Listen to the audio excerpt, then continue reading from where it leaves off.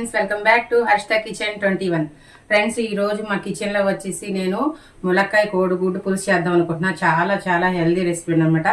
ఎందుకంటే కోడిగుడ్డు రోజుకో కోడిగుడ్డు తినమంటా ఉంటారు డాక్టర్స్. అంతేకాకుండా ములక్కాయకి సంబంధించింది ఏదైనా సరే అది కంపల్సరీ వాడమంటారు. ఎందుకంటే చాలా మంది పిల్లలు కొత్తిమీరని కరివేపాకని తీసేస్తా ఉంటారు. అవి తీసేసినా ఒకేంది కానీ ములక్కాయ ఆకులు కానీ ములక్కాయ పూలు కానీ అసలు ములక్కాయకి సంబంధించిన ఏది కూడా తీయకూడదు. ప్రతి ఒక్కరు పెద్దోళ్ళ కాడ నుంచి చిన్నోళ్ళ వరకు కూడా ఈ ములక్కాయకి సంబంధించింది చాలా చాలా మంచిదన్నమాట. బ్లడ్ ఏంటంటే ప్యూర్ అవుతా ఉంటది మనకి. దాంట్లో అసలు ఎన్ని విటమిన్స్ ఎన్ని మినరల్స్ ఉంటాయో ఎన్ని పోషకాలకు సంబంధించి ఉంటాయో అసలు చాలా మందికి తెలియదు అనమాట. అందుకని కంపల్సరీ ములక్కాయ ఆకులు కానీ ములక్కాయ కానీ చాలా మంది తీసుకోవచ్చు. కోడిగుడ్డు కూడా అట్లాగే తీసుకోవచ్చు. ఆ రెండు కాంబినేషన్ లో కలిపి నేను పులుసు పెడుతున్నాను. చాలా చాలా టేస్టీగా ఉంటది అనమాట. ఆ పులుసు ఎలా చేయాలో చూద్దాము. దానికి ఏమేమి కావాలో ముందు చూద్దాం. ఓకేనా, రండి ఫ్రెండ్స్. ఇక్కడ వచ్చేసి నేను ఒక 6 కోడిగుడ్లు తీసుకున్నాను. ఇవి వచ్చేసి ఒక 3 ములక్కాయలు తీసుకున్నాను. చింతపండు, టమాటా ఒక 2 టమాటాలు తీసుకున్నాను. ఒక 3 ఉల్లిపాయలు తీసుకున్నా. కొత్తిమీర, కరివేపాకు, పచ్చిమిర్చి, నూనె, కారం, పసుపు, సాల్ట్. ఇది వచ్చేసి ఏంటంటే మెంతు పొడి, తర్వాత ధనియాల పొడి, జీలకర్ర పౌడరు, తర్వాత తాలింపు గింజలు ఏమి ఇట్లా జీలకర్ర పొడి, జీలకర్ర ఆవాలు వేస్తున్నా. కొంచెం టేస్ట్కి తగ్గట్టు కొంచెం బెల్లం వేసుకుంటున్నా. ఈ బెల్లం అనేది ఏంటంటే చాయిస్ అనమాట. మన పులిసిని ఏ కర్రీస్లన్నా పులిసిని బ్యాలెన్స్ చేసేది ఏంటంటే బెల్లం. ఆ బెల్లం వేస్తే చాలా మంది అంటారు అమ్మో బెల్లం వేసేసారు తీయగా ఉంది అని. కాదు ఫ్రెండ్స్, ఎందుకంటే ఆ బెల్లం మనం చూసుకొని వేసుకోవాలి. ఎక్కువ కాదు తక్కువ కాదు. దానికి పులుసుకి ఎంత తగ్గట్టు వేసుకుంటే మనకి ఆ పులుసు అనేది ఏంటంటే మనం బ్యాలెన్స్ చేసిద్ది. పుల్లగా లేకోకుండా కరెక్ట్ గా మంచిగా చాలా టేస్టీగా ఉంటది. అందుకని ఆ బెల్లం అనేది వేసుకుంటున్నా. అది మీ చాయిస్ అనమాట. అది వేసుకుంటే బాగుంటది, ఎవరిష్టం వాళ్ళది. ఓకేనా, ఇప్పుడు కర్రీ చేసే విధానం చూద్దాం. ఓకేనా ఫ్రెండ్స్, ఇప్పుడు మనం స్టవ్ వెలిగించుకుందాము. ఫ్రెండ్స్, నేను ఒకటి చెప్దాం అనుకుంటున్నాను. ఏంటి అని అంటే అందరికీ తెలిసిందే, అన్ని కూరలు అందరూ చేసేస్తున్నారు కదా, దీంట్లో కొత్త ఉంది అనుకుంటా ఉంటారు. ఇప్పుడు కాదు, ఒక 100 సంవత్సరాల ముందు గానీ వెనక గానీ ఇవే కూరలు రొటీన్ అవుతా ఉంటాయి. ఏదో 1 or 2 కొత్త కూరలు కనిపెడతా ఉంటారు అనమాట. కానీ ఏంటంటే తెలిసిన వాళ్ళ గురించి కాదు, తెలియని వాళ్ళ గురించి ఎవరైనా సరే నేర్చుకుంటారు. వాళ్ళు నేర్చుకుంటారు మనం వండేది అన్నట్టు. అంతేకాదు ఫ్రెండ్స్, నాకు కూడా ఏమైనా తెలియకపోతే నేనే కాదు చాలా మంది కూడా వాళ్ళకి ఏమైనా తెలియకపోతే వాళ్ళు యూట్యూబ్ లో చూసి ఈ కర్రీ ఎలా చేయాలి అన్నట్టు చూస్తా ఉంటారు. అందరికీ వచ్చేసి పుటకతోనే ఏది రాదనమాట. వాళ్ళు కొంచెం కొంచెం నేర్చుకుంటా ఉంటారు. కొత్తగా పెళ్ళైన ఆడపిల్లలు కానీ, ఇంటర్ వచ్చేవాళ్ళు కానీ, బ్యాచిలర్స్కి వచ్చేవాళ్ళు కానీ, వాళ్ళకి ఏంటంటే ఒకేసారి ఇంట్లో ఉండి బయటకు వెళ్ళి రూముల్లో ఉండి జాబులు చేసుకుంటా వాళ్ళకి కర్రీస్ అనేది ఎలా చేయాలో తెలియక వాళ్ళు యూట్యూబ్ చూస్తూ ఉంటారు అనమాట. లేకపోతే కొత్తగా వచ్చిన పెళ్ళైన కోడలు కానీ వాళ్ళు ఏంటంటే మా ఇంట్లో మా ఆయన గారికి కానీ లేకపోతే మా అత్తమ్మ వాళ్ళకి కానీ నేను ఏమైనా వెరైటీగా చేద్దాము, ఎలా చేద్దాము నాకు రాదు అన్నట్టు యూట్యూబ్ చూస్తూ ఉంటారు. వాళ్ళ కోసం మాత్రమే మాలాంటి వాళ్ళు ఎవరన్నా సరే ఇలాగ ఈ ప్రాసెస్ అన్నది బిగిన్ చేస్తున్నారు. ఓకేనా, ఇది తెలిసిన వంట అని అనుకోమాకండి ఫ్రెండ్స్. అంతేకాకుండా చాలా మంది కూడా ఏమన్నా ఒక్కొక్క రెసిపీని 930 అట్లాగా చాలా మంది వెళ్తున్నారు. వాళ్ళు ఎందుకు లైకులు కొట్టట్లేదో అర్థం కావట్లేదు. ఎందుకంటే చేసే విధానం అదే. మళ్ళీ అంతేకాకుండా ఎందుకు సబ్స్క్రైబ్ చేయట్లేదో అర్థం కావట్లా. నాకు తెలిసినంత వరకు ఈ మధ్య నాకు రీసెంట్ గా తెలిసింది ఏంటి అంటే, ఒక తెలిసిన ఆవిడంది, అమ్మ నేను సబ్స్క్రైబ్ చేస్తే ఏమైనా డబ్బులు పోతాయేమో, లైక్ కొడితే ఏమైనా డబ్బులు పోతాయేమో, అందుకని నేను చెయ్యట్లేదు అంటుంది. ఫ్రెండ్స్, చాలా మంది ఇప్పుడు అందరు కూడా చదువుకుంటున్నారు. అయితే ఏంటంటే లైక్ కొట్టినంత మాత్రాన డబ్బులు పోవు ఫోన్లో నుంచి, సబ్స్క్రైబర్ చేసినంత మాత్రాన బెల్ ఐకాన్ నొక్కినంత మాత్రాన డబ్బులు పోవు అనమాట. కానీ ఎందుకు లైక్ కొట్టట్లేదో తెలియట్లేదు, ఎందుకు సబ్స్క్రైబ్ చేయట్లేదో అర్థం కావట్లేదు. ప్లీజ్ ఫ్రెండ్స్, సబ్స్క్రైబర్ చేయండి, బెల్ ఐకాన్ క్లిక్ చేయండి.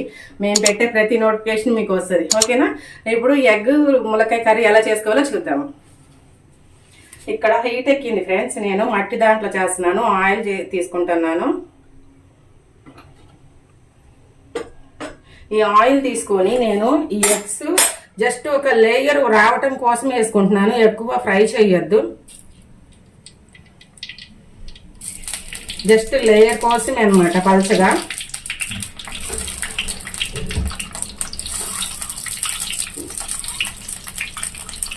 దాన్ని ఒకేసారి కలపొద్దు. కలపకోకుండా కొంతసేపు అట్లా వదిలేస్తే బాగుంటుంది. ఫ్రెండ్స్, దీంట్లో కొంచెం నేను లైట్గా పసుపు వేసుకున్నాను. పసుపు వేసుకొని ఇలాగ లైట్గా ఒక లేయర్ వచ్చేంత వరకే నేను ఫ్రై చేసుకున్నాను. ఇప్పుడు తీసేద్దాము. ఇవి ఇలాగేంటంటే లైట్గా ఫ్రై చేసుకుంటే పులుసుల్లోది ఎగ్ మనం తింటా ఉంటుంటే మంచి టేస్ట్ ఉంటుంది. అలాగే కొంచెం పచ్చి పచ్చిగా వేస్తే ఏంటంటే అంత టేస్ట్ ఉండదు. ఎవరి చాయిస్ వాళ్ళదనమాట. నేనైతే ఇలాగే చేస్తూ ఉంటాను. చూడండి ఎక్కువ ఏగిపోలేదు, జస్ట్ మనకి లైట్గా ఒక లేయర్ వచ్చింది అంతే.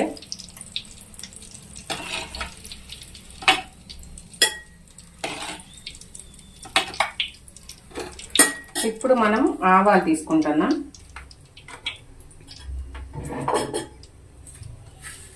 ఆవాలు,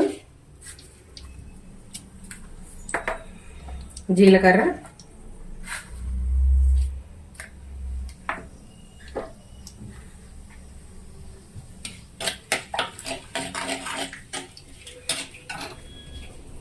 ఈ కర్రీ అనేది చాలా బాగుంటది. చాలా టేస్ట్గా ఉంటుంది. చాలా బాగుంటది. ఈ కర్రీని కంపల్సరీ అందరూ ట్రై చేయండి. తర్వాత ఇప్పుడు వచ్చేసి ఆనియన్స్, కరివేపాకు, పచ్చిమిరకాయలు తీసుకుంటున్నా.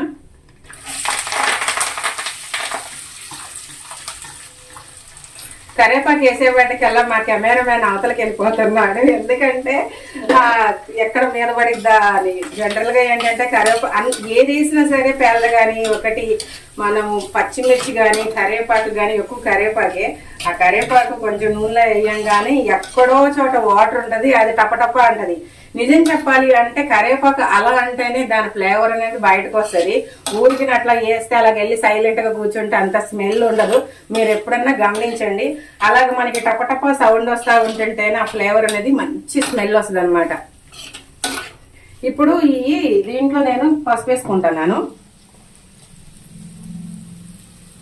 ఆల్రెడీ మనం ఇందాక ఎగ్స్లో కొంచెం వేసుకున్నాం కాబట్టి ఇప్పుడు కొంచెం వేసుకున్నాను నేను. ఈ మనకి ఆనియన్స్ వచ్చేసి మనకి గోల్డెన్ కలర్ రావక్కర్లేదు, ఎందుకంటే ఇప్పుడు ములక్కాయలు కూడా వేసేసుకుంటున్నాను. ఈ ములక్కాయలతో పాటు ఈ ఆనియన్స్ కూడా మనకి కుక్ అవుతా ఉంటది. ఫ్రెండ్స్, ఈ ములక్కాయలు చూసారా? ఈ ములక్కాయలు వచ్చేసి మా ఇంటి ఎదుర్కొంటా వాళ్ళు ఇచ్చారనమాట. చాలా బాగున్నాయి అనమాట. ఎందుకంటే మనకి బజార్లో దొరికాయి, మాకైతే ఇంత లావు ఈ దొరకట్లా, ముదిరిపోయినవి దొరుకుతాయి. ఎంత లావున్నా ఇవి వచ్చేసి చాలా లేతగా ఉన్నాయి అనమాట. ఎవరన్నా ఏదన్నా ఇచ్చిన వాటి గురించి చెప్పుకుంటే ఏం తప్పే ఉందా ఫ్రెండ్స్? ఎందుకంటే వాళ్ళు అభిమానం కొద్దీ ఇస్తూ ఉంటారు, మనం తీసుకుంటాం. అంతేగాని ఎప్పుడు ఎదటోళ్ళు బెటర్ అనమాట. ఎప్పుడన్నా అలా ఇస్తే ఎవరైనా తీసుకోండి, ఏం పర్వాలేదు. తీసుకోకపోతే మళ్ళీ వాళ్ళు ఫీల్ అవుతారు అనమాట, మేము ఏమన్నా ఇస్తే తీసుకోలేదు అని. అందుకని మాకు ఇంటి ఎదుర్కొంటా వాళ్ళు చెట్టు ఉంది, ఆ చెట్టు వాళ్ళు ఇస్తే ఇంకా కర్రీ చేద్దాము, మీకు చూపిద్దాము, ఈ విషయం చెప్దాము అన్నట్టు నేను ఈరోజు కర్రీ చేస్తున్నాను. ఓకేనా? ఇప్పుడు ఆనియన్స్తో పాటు ఈ ములక్కాయలు కూడా వేసేసుకుందాం.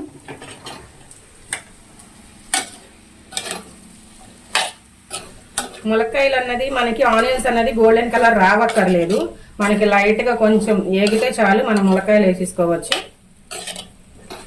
ఇప్పుడు ఈ ములక్కాయలు ఆయిల్లో మగ్గుతూ ఉంటాయి. ఒకసారి ఎలాగున్నాయో కలుపుకుందాము. మనకి ఈ ములక్కాయలు అన్నది మనకి 50% ఉడికితే సరిపోతుంది, మరి ఎక్కువ ఉడికించుకోవద్దు. ఎందుకంటే మనకి 50% ఈ ఉల్లిపాయల్లో మనకి ములక్కాయ అన్నది ఉడికితే ఇంకా 50% మనం టమాటాలు, చింతపండు పులుసు అవి వేసేసేపటికల్లా మనకి మళ్ళీ ఇంకా 50% ఉడికిద్ది. అప్పుడు ములక్కాయ ముక్క బాగుంటది. ఇప్పుడే ముందే ఎక్కువ ఉడకబెట్టుకుంటే అవన్నీ వేసేపటికల్లా ఏంటంటే మొత్తం ఎక్కడికక్కడ విడిపోతాయి. ములక్కాయ ముక్కలు విడిపోకుండా చూసుకోండి. అంటే మనం ఒక 50% ఉడికించాలి. మళ్ళీ తర్వాత చూద్దాము. ఒకసారి మళ్ళీ చూద్దాము ఎంతవరకు ఉడికినాయి అన్నది. ఫ్రెండ్స్, మనం చూసారు ఆయిల్ అనేది మనకి బయటకు వచ్చేసింది కూడా. ఇప్పుడు ముక్క ఎలాగ ఉందో చూసుకుందాము. చూడండి, కొంచెం మనకి సాఫ్ట్ అయ్యింది, మనకి ముక్క మెత్తబడింది నొక్కుతూ ఉంటుంటే. ఇప్పుడు ఏం చేయాలంటే ఈ టైంలోనే నేను 2 టమాటాలు తీసుకున్నాను కదా, టమాటాలు వేసేస్తున్నాను. టమాటాలు వేసేసి కారం వేస్తున్నాను.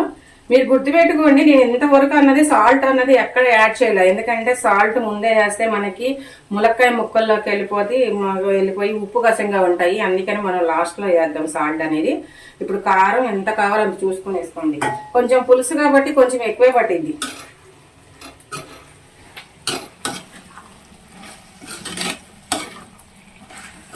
ఒకసారి ఇలా కలిపేసుకొని మనం మూత పెట్టుకుందాము.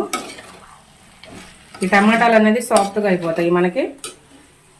తర్వాత సాఫ్ట్గా అయిన తర్వాత ఏం చేయాలా అన్నది తర్వాత చూద్దాం. అలా కొంచెం మధ్య మధ్యలో పడిపోతూ ఉంటుంది, ఏం పర్వాలేదు, జనరల్గా పడిపోతూ ఉంటుంది. మనం ఏం చేయాలంటే మీరున్నారు కాబట్టి నేను తీసి ఇలా బయట పడేస్తున్నా. అదే మీరు లేరనుకోండి, మన ఇల్లేగా అని అలా వేసేస్తాను. జనరల్గా అవునా కదా ఫ్రెండ్స్, చెప్పండి, నిజం చెప్పండి. ఎందుకంటే నీట్గానే ఉంది. ఇక్కడ ఏమైనా కుక్కలు మనుషులు ఇక్కడ ఏమైనా ఎక్కి తిరుగుతూ ఉంటారా? తిరగరు కదా. మనం ఎప్పుడు నీట్గానే పెట్టుకుంటాం కదా. ఏంటో వీడియో ముందు కొంతమంది ఏంటంటే కొంచెం స్టైల్గా కింద పడింది వేయకూడదు అది ఇది అంటారు. కింద అంటే నేల మీద ఫ్రెండ్స్, స్టవ్ మీద పడింది ఏం కాదు, సహజంగా అట్లా చేస్తూ ఉంటారు ఇంట్లో. కొంతమంది చూపించరు, కొంతమంది చూపిస్తారు, అంతే. ఓకేనా? మీలో కూడా చాలా మంది అలాగా వేసే ఉంటారు. ఓపెన్ గా చెప్పండి. నేనైతే ఓపెన్ గా చెప్తున్నాను. మీరు ఎంతమంది ఓపెన్ గా ఉన్నారు అన్నది అది మీకే తెలియాలి. ఓకేనా? ఇప్పుడు ఇలాగ ఆయిల్ ఉంది కదా, ఇప్పుడు మనం ఇది తుడిచేసి ఇప్పుడు మనం చేయి కడుక్కోవచ్చు. ఎందుకంటే దీన్ని కూడా వేస్తే బాగోదు. ఓకే,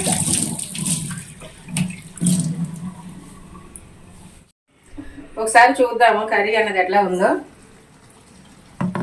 చూడండి, టమాటాలు మనకి మగ్గిపోయినాయి.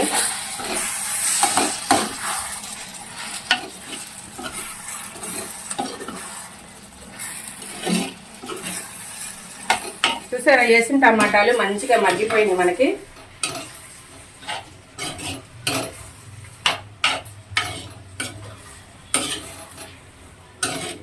ఇప్పుడు మనం చింతపండు పులుసు పోసుకుందాము. పోసుకుంటున్నాం.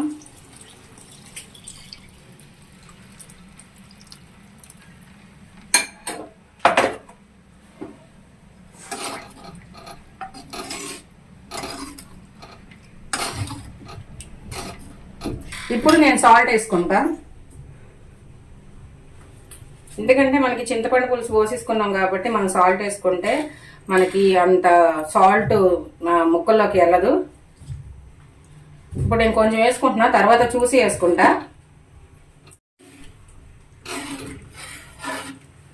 ఒకసారి మూత పెట్టేసుకుందాం ఫ్రెండ్స్. మనం ఒకసారి చూద్దాం ఎలా ఉందో. మనకి చింతపండు పులుసు అనేది మంచిగా మరుగుతుంది. ఇప్పుడు మనం ఈ టైంలో ఎగ్స్ వేసుకుందాము. నేను ఒక 6 ఎగ్స్ తీసుకున్నాను. ఈ 6 ఎగ్స్ అన్నది 2కా 3కా 4కా అన్నది మీరు ఎగ్స్ ఎన్ని తింటారా మీ ఇష్ట ప్రకారం బట్టి ఉంటుంది. మేమైతే కనుక తీసుకున్నా, చెప్పకూడదు ఎంతమంది తింటామా అన్నది చెప్పకూడదు, అందుకనే తీసుకున్నా ఒక 6 ఎగ్స్. ఎందుకంటే మా ఇంట్లో ఒక చిన్న కుక్క పిల్ల ఉంది, మా ఇంట్లో 2 పిల్లలు ఉన్నారు, నేనున్నా, ఇంకా కొంతమంది ఉన్నారు కాబట్టి ఒక 6 ఎగ్స్ తీసుకున్నాను. మా అత్తయ్య ఉన్నారు, మా మావయ్య ఉంది అని చెప్తా అనుకున్నారా? కాదు, మా అత్తయ్య గారు ఎందుకంటే చనిపోయారు, మా మావయ్య గారు కూడా ఎప్పుడో చనిపోయారు, మా హస్బెండ్ అనమాట. ఇంకా మా నలుగురికి, మా ఇంట్లో ఒక కుక్కకి 5గురం కదా, ఇంకో ఎగ్గిష్టం ఇంకో గుడ్డు తీసుకున్నాం. ఎందుకంటే ఎవరికైనా ఒకవేళ తినాలనిపించింది అనుకోండి, వాళ్ళు వేసుకుంటారు కదా, అందుకని ఇంకో ఎక్స్ట్రా ఎగ్ తీసుకున్నాం అన్నమాట. ఇప్పుడు దీంట్లో ఏం చేద్దాము అనంటే, నేను ఇందా చెప్పాను కదా కొంచెం బెల్లం అని, ఆ బెల్లం కూడా దీంట్లో వేసేస్తున్నాను. కొంచెం తీసుకున్నా, ఎక్కువ తీసుకోవాలా. ఇదేంటంటే మనకి మంచిగా బ్యాలెన్స్ చేసిద్ది పులుపు అన్నది. ఒకసారి కలుపుకొని మనం మూత పెట్టేద్దాం.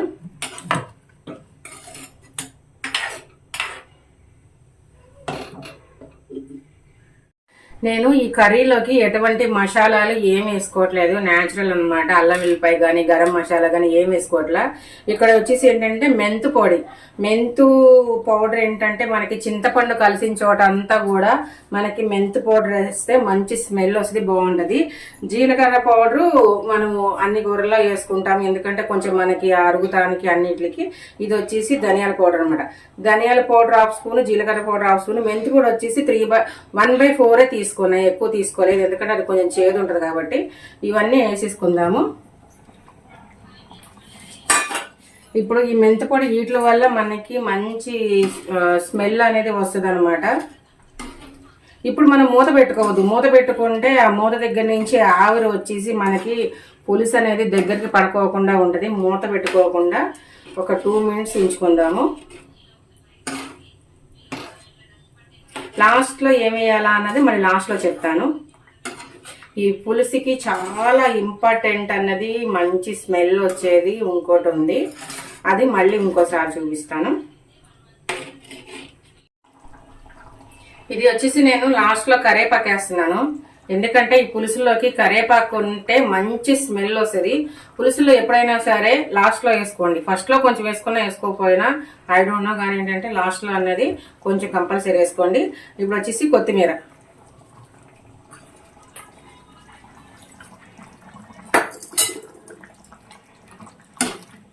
మనకి పులుసు చూసారా ఎట్లా ఉందో, మంచి గ్రేవీ లాగా ఉంది. అక్కడ అటు నీళ్ళగా లేదు, అటు చిక్కగా లేదు, మంచిగా ఉంది. ములక్కాయ ముక్క అనేది ఎక్కడ కూడా ఊడిపోలేదు. వేసిన ములక్కాయ ముక్కలు వేసినట్టు మంచిగా సాఫ్ట్ కానీ అస్సలు ఊడలేదనమాట. ఒక్క ముక్క కూడా చెదరలేదు. అందుకని మనం స్టార్టింగ్లోనే 50% ఉడకబెట్టుకోవాలి. అది మూడులోనే మనకి ఆ 50% అనేది మగ్గిపోద్ది. ఇంకా 50% మనం తగిన ఐటమ్స్ వేసేపాటికల్లా 50% కూడా ఉడికిపోతాయి అనమాట. 1 మినిట్ ఆగిన తర్వాత ఇంకా స్టవ్ కట్టేసుకుందాము. కర్రీ అనేది మనకి రెడీ అయిపోయింది. ఇప్పుడు నేను స్టవ్ కట్టేస్తున్నాను. చూడండి, స్టవ్ కట్టేసినా సరే ఇదేంటంటే నేను మట్టి పాత్రలో మట్టి కళాయిలో వండాను కాబట్టి స్టవ్ కట్టేసినా సరే ఇంకా మనకి ఉడుకుతానే ఉందన్నమాట. మనకి ఒక 5 మినిట్స్ దాకా ఇట్లాగే ఉడుకుతూ ఉంటుంది. అదే మనం వేరే ఆటలో చేసుకుంటే స్టవ్ కట్టంగానే అది కూడా సైలెంట్ అయిపోద్ది. చూసారా, స్టవ్ కట్టేసాను, అయినా సరే ఇంకా ఎలా ఉడుకుతుందో. మనకి ఆయిల్ అంతా కూడా మనం వేసిన ఆయిల్ కూడా అంత దగ్గరకు వచ్చేసింది. కర్రీ అనేది రెడీ అయిపోయింది. మనం టేస్ట్ చూద్దాం. ఓకేనా ఫ్రెండ్స్, టేస్ట్ చూద్దాము. కోడిగుడ్డు ములక్కాయ కర్రీ చాలా టేస్ట్ ఉంటుంది. చూద్దాము.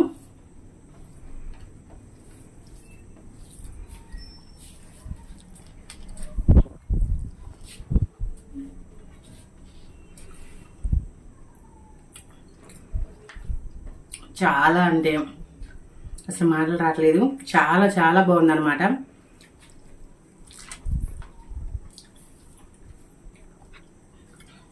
కోడిగుడ్లో కూడా చూడండి, మనం ఇలా కట్ చేసుకున్నాం కదా, పులుసు అంతా వెళ్ళింది మంచిగా లోపలికి. ఇలా కట్ చేసుకోవడం వల్ల బాగుంది ఫ్రెండ్స్. పుల్లగా కారంగా పులుపు అనేది అంత తెలియట్లేదు. ఎందుకంటే లైట్గా బెల్లం వేసాను కదా, అక్కడ అది బ్యాలెన్స్ చేసింది. చాలా బాగుంది అనమాట. ఇలా కోడిగుడ్డు ముక్క పెట్టుకొని ఒక ట్రిప్ ఇలా తినాలి.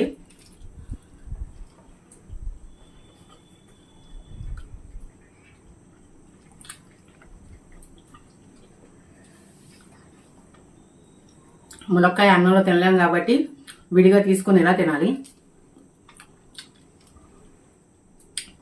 ములక్కాయ ముక్కలు ఎక్కడా కూడా విడిపోలేదు. అన్ని చక్కగా మంచిగా పెద్ద ముక్కలైనా సరే మంచిగా ఉడికినవి, ఎక్కడ అనేది ఇరిగిపోలేదు అనమాట. చాలా టేస్ట్ ఉంది ఫ్రెండ్స్. లైక్ చేయండి, షేర్ చేయండి, సబ్స్క్రైబ్ చేయండి. పక్కనున్న బెల్ ఐకాన్ క్లిక్ చేయండి. బెల్ ఐకాన్ క్లిక్ చేస్తే ఆల్ అని ఉంటుంది. మేము పెట్టే ప్రతి నోటిఫికేషన్ మీకు వస్తుంది అనమాట. ప్లీజ్ ఫ్రెండ్స్ సబ్స్క్రైబ్ చేయండి, బెల్ ఐకాన్ క్లిక్ చేయండి. ఓకేనా, బాయ్ ఫ్రెండ్స్.